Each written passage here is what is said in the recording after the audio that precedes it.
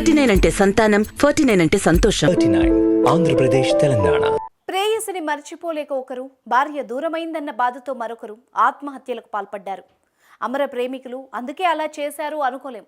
ఎందుకంటే ప్రియురాలి స్థానంలో భార్యగా వచ్చిన ఓ యువతి జీవితం, రెండో భార్యగా మరొకరి జీవితంలోకి అడుగుపెట్టిన మరో మగువ జీవితం అచ్చట ముచ్చట తీరకముందే అన్యాయం అయిపోయాయి. పుట్టినీళ్లలో కట్టిన పచ్చటి తోరణాలు వాడకముందే వాళ్ల బతుకులు బండలయ్యాయి. అటు ఆంధ్రాలో ఇటు తెలంగాణలో జరిగిన ఓ 2 ఘటనలు ఈ పరిణామాలకు తాజా తార్కాణాలయ్యాయి.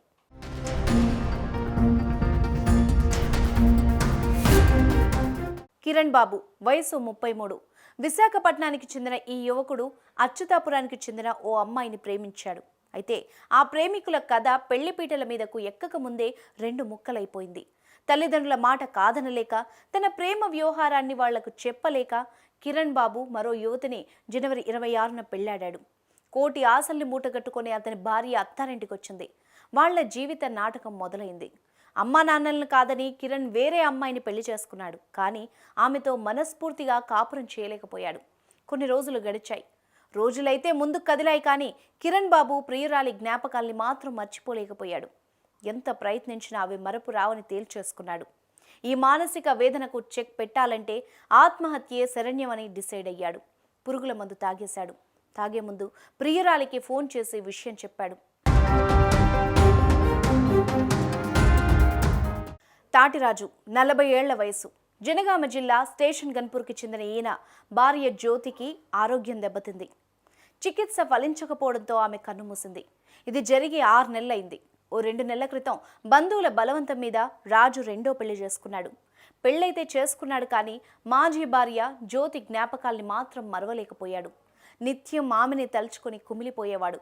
ఊరి చివర నుండే జ్యోతి సమాధి చెంత కొంతసేపు గడిపి ఇంటికి తిరిగి వస్తూ ఉండేవాడు. భర్త మానసిక స్థితి గురించి చెప్పి బావురుమన్న రెండో భార్య యశోదను బంధువులందరూ ఓదార్చారు. కొంతకాలం గడిస్తే అతని పరిస్థితిలో మార్పు వస్తుందని సర్ది చెప్పారు. అయితే రోజులాగే సమాధి దగ్గరికి వెళ్లిన భర్త తిరిగి రాకపోవడంతో భార్య యశోద శ్మశానానికి చేరుకుంది. అక్కడ పురుగుల మందు తాగి ఆత్మహత్య చేసుకున్న భర్త పడి ఉండడాన్ని చూసి కుప్పకూలిపోయింది.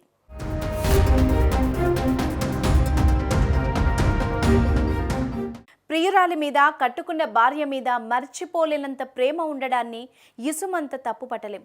అయితే ధైర్యంగా తల్లిదండ్రులకు చెప్పి లవర్ను పెళ్లి చేసుకోలేకపోయిన కిరణ్ బాబుతో కలిసి 7 అడుగులు నడిచిన ఆ యువతికి ఇక దిక్కెవరు?